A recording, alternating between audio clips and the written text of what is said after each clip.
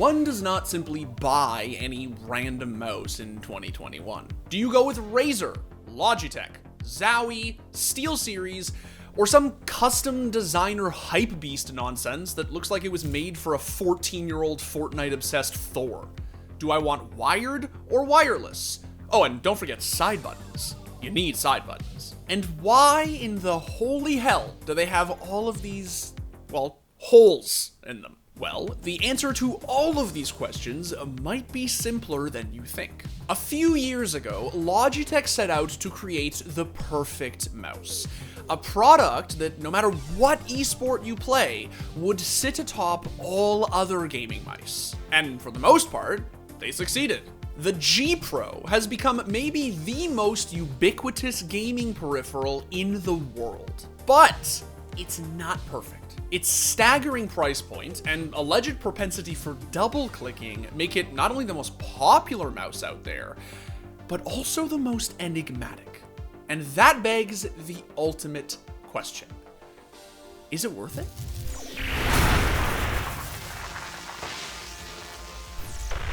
Alright, so way back in 2017, Logitech began development on their G Pro wireless mouse. This was supposed to be the one mouse to rule them all. A mouse that, regardless of the genre of game you played, could be used at the highest level. So, with this in mind, they decided to ask the people who mattered most what they wanted out of a mouse.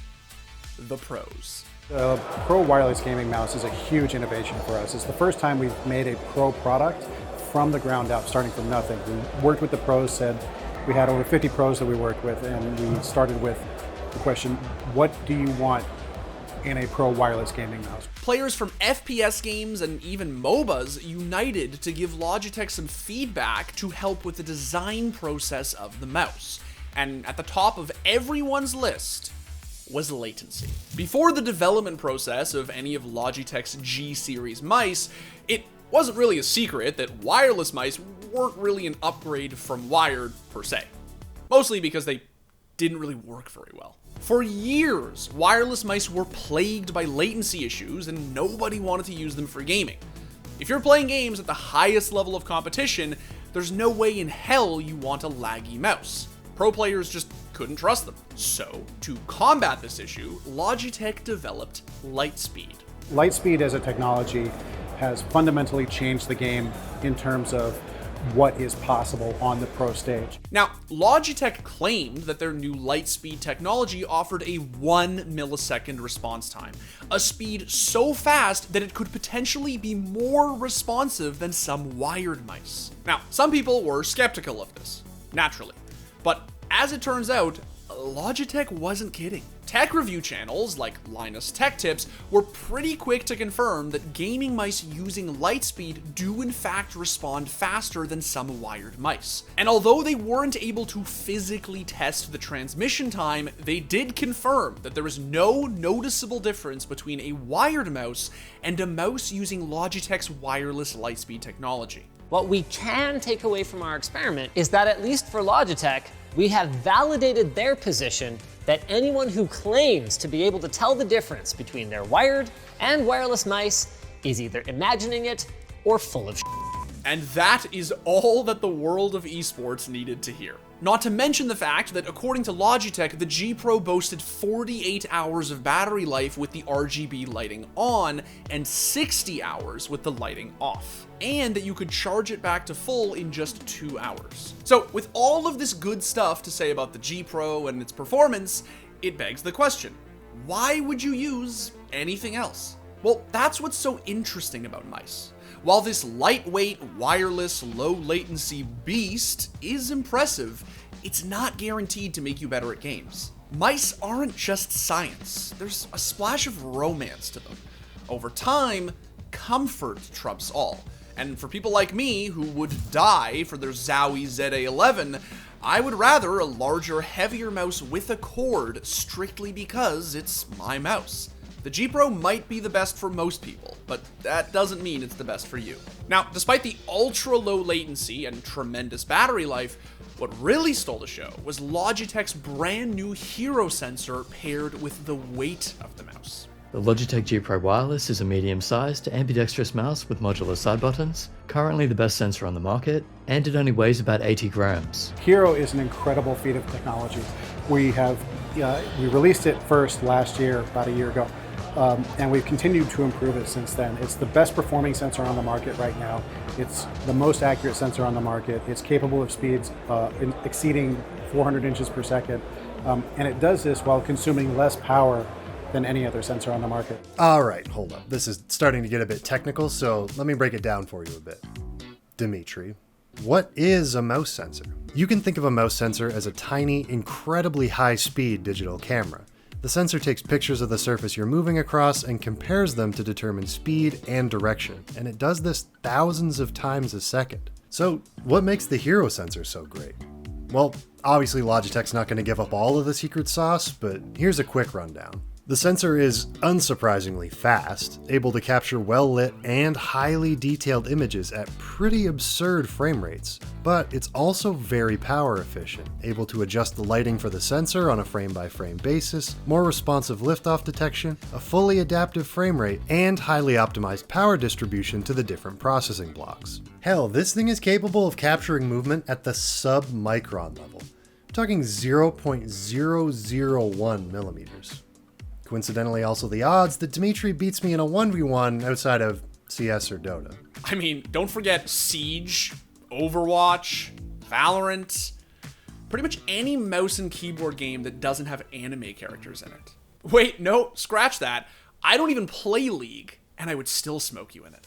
Anyway, it seemed as though Logitech made what might just be the perfect mouse. A fully wireless, high-performance, ambidextrous gaming mouse with the greatest sensor on the market and a shape that closely resembled Zowie's fabled FK1. And with a marketing campaign that featured some of the world's greatest esports athletes, the G Pro Wireless was pretty much destined for success. But at a whopping $150 US, Logitech was asking you to pay what was, at the time, way more than the industry standard for a fucking mouse. The question was all of this just one big marketing play, or were actual competitors going to use this thing at the highest level? Well, when players got their hands on the mouse, they actually loved it. G Pro is a fantastic mouse, but it's really like once you go wireless, I feel like you just really can't go back. It's just a different feeling. Right as the G Pro came out, I was one of the first people to like test it because United, the org I was under, was like sponsored by Logitech, so they let me like try out their mouse, their new mice, and I instantly used the G Pro before it was even released. Ever since I've been using it, it's just felt a lot better. I mean, grip is kind of like perfect in my hand. I'd say my friends made a lot of fun because they would always say like, oh, once you use a wireless mice or a wireless mouse, you can never go back. I never really understood that until I started using a wireless mouse, and now I just feel like I can't use any other mouse besides the G Pro. More and more eyes were drawn to the G Pro when the London Spitfire won the inaugural season of the Overwatch League with their entire roster using the mouse. Rainbow Six Siege titans like G2 and eventually TSM were also consistently showing their love for it, with the latter's YouTube-born star fragger, Bolo, becoming pretty much the most clouded and capable advocate the mouse had ever seen. I think when I actually picked up the G Pro initially, before TSM, it was definitely, I guess, hype based. Everybody's talking about the wireless mouse. It was, kind of starting to get its recognition. It's like, it's finally a wireless mouse that you can actually use without, I know everybody was talking about like input lag or delay. I think it definitely lived up to it, cloud or not. It was pretty competitive with all other mice, and on top of it, it was wireless. So I think it was a really good option for a lot of people. So with plenty of pro players standing the G Pro, it turned out that people were willing to shill out the $150 for it. But as more and more people got their hands on the damn thing, some unfortunate souls began to unravel something tragic. Their $150 G Pro wireless was double-clicking. And double-clicking has been the #1 issue with the G Pro wireless over the last 2 years. I am experiencing double-clicking issues which I already knew I probably was going to. It really sucks. The mouse is great, but, it kind of ruins your consistency when you un-ADS during a gunfight. Now, to be clear, not every G Pro was susceptible to the double-click issue, but there were plenty of people out there who were in desperate need of a fix. The cause of this issue, still, to this day, isn't really confirmed. But I can confirm to you that it still happens, because 2 of my coworkers here at theScore have had it happen to them in the last year. Now, most people just ship the mouse back and hope that when Logitech sends them a new one, it works. But others think that at times, it can actually be user error. I've definitely experienced it sometimes, especially towards the longer side, like once I've used a mouse for like 6 months or so, especially in like high pressure situations of gaming, you panic, you try to click really hard and it ends up double clicking. But for the most part, it only happens every now and then. And after the first 1 or 2 times me actually doing that, I realized that it's more or less me clicking it too hard instead of the mouse's issue. But regardless of whether your G Pro double clicks or doesn't double click, you shouldn't have to worry about something like this from a $150 mouse. When you're dishing out that kind of money, you expect it to just work. More recently, Logitech released the G Pro Superlight, which is basically the same mouse, but 20 grams lighter. They've opted to use different switches in the Superlight in the hope that it will fix the double clicking issue. And so far, it seems to have worked. Transitioning to the Superlight, I have not experienced it a single time. And I was even using it before it released or was even announced. I had like a prototype version, because Logitech gives out some of them for players to try, kind of give some feedback. So I was using a prototype version, never once experienced it on that. Even after launch and to this day, I haven't experienced it. I think we're going on like 9 months of using it, not a single double click on the Superlight. And although plenty of CSGO loving boomers such as myself refuse to stop using our beloved Zowie mice, plenty of other competitors across multiple titles are switching to the G Pro. It might just be the single most used wireless mouse in all of esports. If anybody's using a wireless mouse, it's 100% the G Pro. The question, of course, is why? What is it about the G Pro that makes it this ostensibly goated piece of hardware? Is it the fact that it got there first? The fact that Shroud had one forged in his image? There's this sort of mysticism around the G Pro. This unspoken consensus that it's the be-all and end-all of gaming mice. And I'll be honest, I think a lot of it has to do with, hype. The G Pro is like the Yeezy of gaming peripherals. You don't really have to like it, you just have to own one if you consider yourself an enthusiast. But, to be fair, the other reason that people fanaticize over it is that it has what you'll often hear mouse guru Rocket Jump Ninja refer to as a safe shape.